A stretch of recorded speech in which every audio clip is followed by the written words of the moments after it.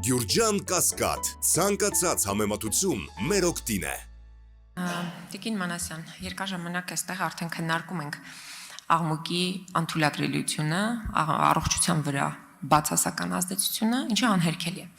Բայց ես ուզում եմ նաև արձանագրել միաժամանակ, որ այստեղ երևի բոլորը համակարծիք են, որ այս պահի դրությամբ գործող օրենսդրությունը չի կատարվում։ Եվ նաև ձեր նշած դիմում բողոքներն են վկայում այդ մասին, որ դուք ստանում եք դիմում բողոքներ, բայց որևէ բան հնարավոր չի լինի անել եւ չեք կարողանում։ Հիմա հարցս, այսինքն ինչ է տալու եւս մեկ օրենսդրական փոփոխությունը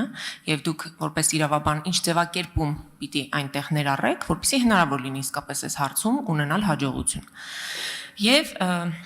մի քանի մտքեր առանձնացրացի, որ դուք ասեցիք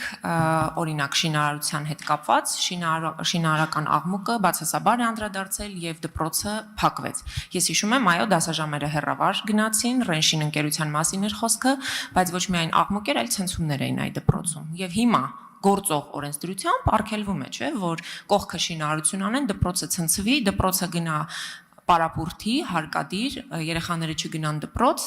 որովհետև ինչ որ ընկերություն շինարարություն է անում։ Բայց այսօրվա օրենսդրությամբ արդեն դա արգելված է, պատժելի է, բայց որևէ մեկը չի պատժվել մինչև հիմա։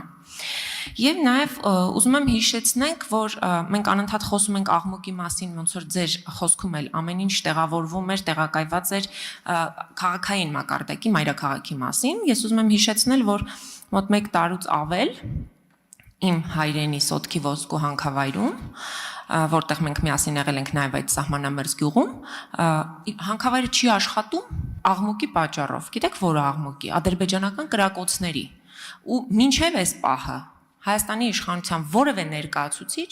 այդ կրակոցների մասին նույնիսկ համարժեք գնահատական չի հնչեցրել խոսքի մասով, չեմ ասում որևէ այլ գործողություն։ Եվ հիմա հարցս ամփոփելով նորից ուզում եմ անդրադառնալ վարչապետի կորտեժի աղմուկին։ Այդ աղմուկը մենք լսում ենք բոլորով եւ ոչ ձեր խոսքում, ոչ ոստիկանության ներողություն ներքին գործերի նախարարի տեղակալի եւ ոչ առողջապահության նախարարը իր խոսքում չանդրադարձան այդ բարձրացված հարցին։ Ի վերջո, ինչու է անհրաժեշտ վարչապետի տեղափոխությունը կազմակերպել աղմուկ աղաղակու հարայի հերոցով եւ դրան գումարած չմոռանանք եւ կուզեմ որ դուք հատուկ որպես օմբուդսմեն անդրադառնաք, որ երիտասարդ կին մահացավ ավտովթարի արդյունքում վարչապետի կորտեժի ու մինչեւ հիմա գոնե ձևական պատիժ չի սահմանվել։ Շնորհակալություն։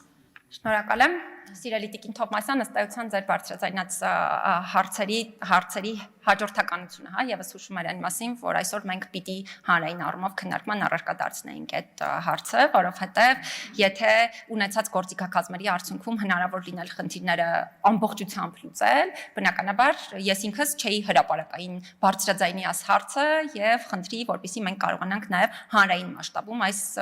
հարցը քննարկման առարկա դարձնել։ Անդրադառնամ առաջին հարցին վերաբերելի այսօր արդեն իսկ գործող օրենսդրական կարգավորումներին, ես միանշանակ համամիտ եմ ձեզ հետ այն հարցի հետ կապված, որ դրանք լիարժեք չեն գործում, բայց համամիտ չեմ այն հարցի հետ կապված, որ օրենսդրական կարգավորումների գոյությունը դերակատարություն է ունենում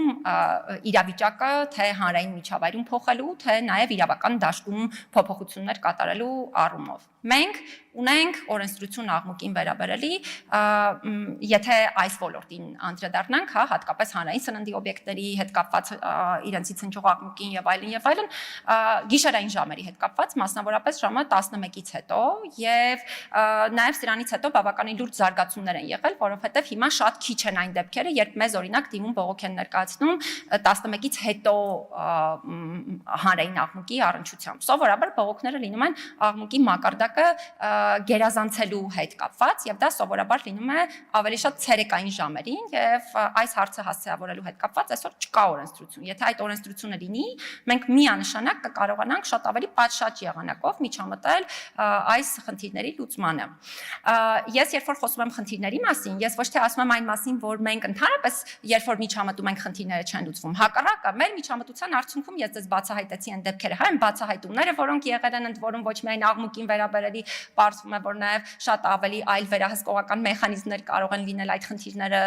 լուծելու հետ կապված եւ այլն եւ այլն։ Միջամտության արդյունքում բազմաթիվ խնդիրներ են լուծվել, բայց մի շարք խնդիրները շարունակել են պահպանվել, ինչը նշանակում է, որ առաջինը մենք պետք է այո, շատ ճիշտ նշեցիք, այսօրվա օրենսդրությունը պատշաճ կարողանանք կիրառել, դրա համար բազմաթիվ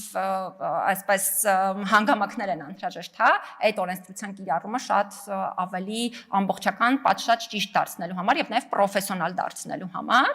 բայց դրանից բացի մենք պետք է ունենանք նաեւ օրենսդրություն այն դեպքերի հետ կապված, երբ հնարավորություն չունենք որևէ կերպ միջամտելու, որովհետեւ հակառակ պարագայում որևէ մարմին չի կարողանում որևէ միջամտություն ցույց տալ։ Հիմա օրենսդրությունը դրա համար է եւ համարում են, որ այո, կարեւոր է, որովհետեւ մյուս օրենսդրության ընդունումը թեև չի լուծել ամբողջ խնդիրները, բայց գոնե ինչ որ չափով դրանց տվել է լուծումներ։ Հաջորդ հարցի հետ կապված, որը վերաբերում է սոտքին, այո, շատ ուրախ եմ նաև, որ միասին էինք այցելել եւ շատ կարեւոր միջոցառում ենք այնտեղ ունեցել։ Ես կուզենամ հատուկ արձանագրել, որ ես ինքս բազմաթիվ արտահերթ զեկույցներով անգլերեն տպագրված խոսել եմ ադրբեջանական կրակոցների, հատկապես մեր սահմանամերձ բնակավայրերում այդ կրակոցների մարդու իրավունքների տեսանկյունից խնդրահարույց լինելու մասին, դրա դերակատարության մասին, ընդ որում այդ զեկույցները ոչ միայն տարբեր մարմինների փոխանցվել են, այլ կուզենամ շատ ուրախությամբ շեշտել, որ այս զեկույցները առաջիններից են եղել մարդու իրավունքների պաշտպանի զեկույցներից, որոնք որևէ միջազգային մարմնի կողմից հիշատակվել են, նաև հղում է կատարվել հենց այդ զեկույցին, մասնավորապես Եվրոպայի խորհրդի մարդու իրավունքների հանձնակատար Դունյա Միատովիչը հղում է կատարել ոչ միայն բռնի տեղահանման ժամանակահատվածում իմ կողմից կատարած մարդու իրավունքների հետ կապված բացահայտումներին, այլ նաև հենց սահմանային բնակավայրերում մարդու իրավունքների հետ կապված խնդիրներին, որոնք ներառել են նաև ձեր կողմից հիշատակված հարցը։ Վերջին հարցը, որ բարձրացնում եք, մենք այսպես ասեմ, հա, այստեղ շատ ավելի այլ տրամաբանությամբ է միգուցե փորձում քննարկման առարկա դարձվել պաշտոնատար անձանց կորտեժների հետ կապված հարցը։ Կուզենամ հատուկ արձանագրել, որ սա ինձ համար կլինի մի հատ լրացուցիչ ուսումնասիրության ենթակահարց, որովհետև վստահ եմ դուք էլ, ես ինքս էլ բազմաթիվ իմ այցերի ժամանակ եվրոպական պետություններ անընդհատ տեսել եմ, որ շատ բարձր այդ թվում կորտեժային աղմուկի ուղեկցությամբ ոչ միայն հենց այդ երկրի պաշտոնատար անձինք, այլ նաև պետական այդ պաշտոնական տարբեր այլ միջազգային կազմակերպությունների կամ օտարերկրյա պետությունների ներկայացուցիչներն են տարվում համապատասխան վայր եւ այլն եւ բավականին բարձր կորտեժային աղմուկի ուղեկցությամբ, իհարկե սա կախված պետությունից, բնականաբար, հետեւաբար այս թեման մեր տեսանկյունից կարող է լինել շատ կարևոր ուսումնասիրության առարկա եւ վստահ եմ, որ եթե օրինակ լինեն բացահայտումներ, որ սա մարդու իրավունքների տեսանկյունից խնդրահարույց է, կկարողանանք նաեւ իրավասու պետական մարմինների հետ այս հարցը հաղորդակցության առարկա դարձնել եւ քննարկման առարկա կդառնա։ Շնորհակալ եմ։ Շնորհակալություն Տիկին Մանասյանից թվաց, որ դուք այդ կորտեժների թեմայով որ խոսում եք, տանում եք նրան, որ դուք կհորդորեք, որ այնուամենայնիվ չարժե այդ ինֆորմացիան, բայց ներողություն եմ խնդրում։ Մենք բայց պայմանավորեցինք, որ մինչև ընդմիջմանն էր դա վերաբերում, ոչ թե ընդմիջումից հետո։ Պայմանավորվել ենք, որ հասցնենք։ Մենք պայմանավորվել ենք հենց սկզբից, որ հարց պատասխան արձագանք է լինելու, հետո որոշեցինք, որ այլևս չէ, դուք միանձնյա որոշեցիք, որովհետև մենք ընդմիջում նախագահն է որոշում ինչ ֆորմատով անցկացնել։ Հիմա ընդմիջումից հետո պիտի շարունակենք մեր աշխատանքները, բայց ես հարց չեմ ավարտել իմ խոսքը։ Շնորհակալություն, խնդրում եմ թույլ տվեք մյուսներին։ Արմունկով վերաբերվեք ձեր մյուս գործընկերներին, իրանց էլ հնարավորություն ունեն իրենց հարցերը տալ, բայց խոսքը սկսած մնաց, տրամաբանությունը գոնե պիտի ավարտեմ խոսքիս։ Չի կարող, չէ՞, նախադասություն հնչի ու Չէ, չի կարելի նախ հարցը տալ, որովհետև արձագանքի հնարավորություն չկա։ Արձագանքի հնարավորություն մենք ի սկզբանե պայմանավորվեցինք։ Հնարավոր չի հասկանում եք, պարզապես ժամանակի առումով մենք դուրս ենք գալիս։